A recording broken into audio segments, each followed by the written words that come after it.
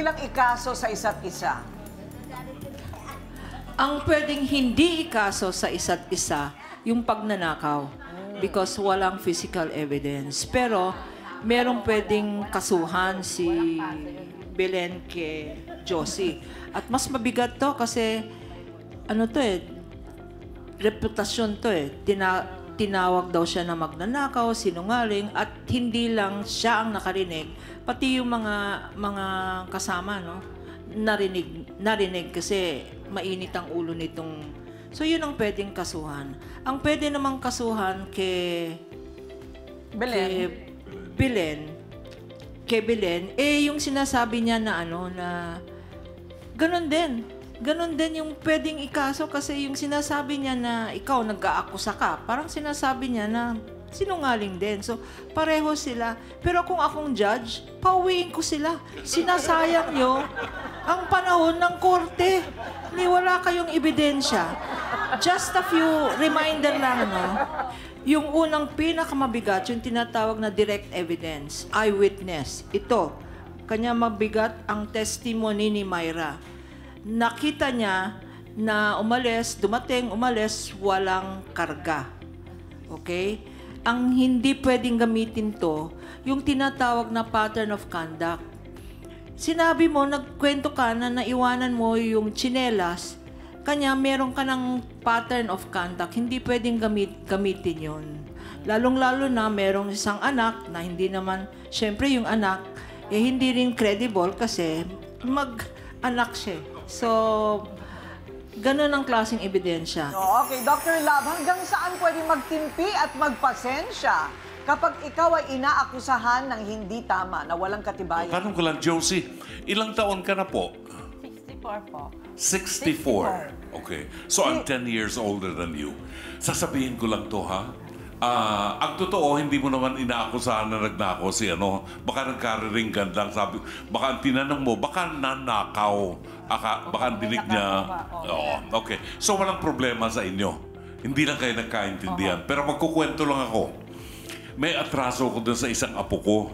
Kasi meron akong paboritong glue gun na binili ko na mahal. Ingat na ingat ako dahil hinihiram din niya yun. Para maiwasan na mawala dahil malilimutin na ako, Josie, I'm 74. Itinago ko yung glue gun. Nung kailangan ko na hindi ko matandaan kung saan nandun.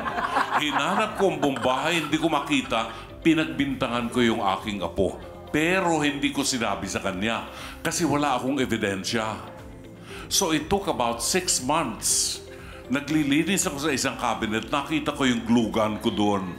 It was my fault. So hindi tayo pwedeng mag-akusa ng walang ebidensya.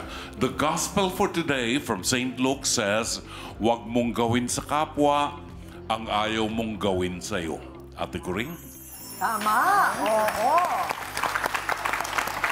O, Doc Camille naman, paano maiiwasang malito kapag pagod ang tao?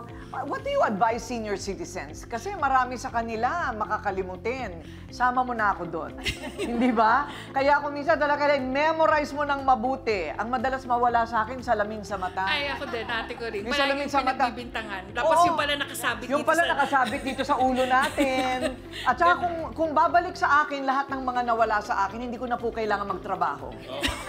Oo, mayamang-mayaman ako kung babalik silang lahat. Paano ang style?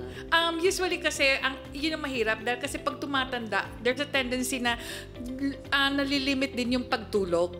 And basically, when you talk about sleep, napakalaking factor po yun dahil kasi nare-rest yung brain natin. And unfortunately, yung iba nga, di ba, pag nagkakaedad, ang tendency 2 to 3 hours lang yung sleep. Tapos pagdating sa ganyang pagkakataon, may yung mga memory slips na talagang sabihin na natin, nakakalimutan lahat yung mga bagay-bagay na ganyan. Although, sinasabi natin na ang dementia po has a genetic predisposition. So meaning to say, pwede po siyang mamana. But remember, dementia, it's just the umbrella.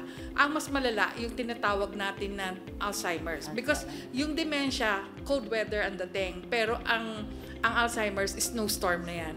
So, unang-una po, talagang napaka-importante ng vitamin B12 dyan. For reasons na, kasi yung iba, di ba, napapansin nyo, nagkakaedad pa lang ng 50, may nginig na.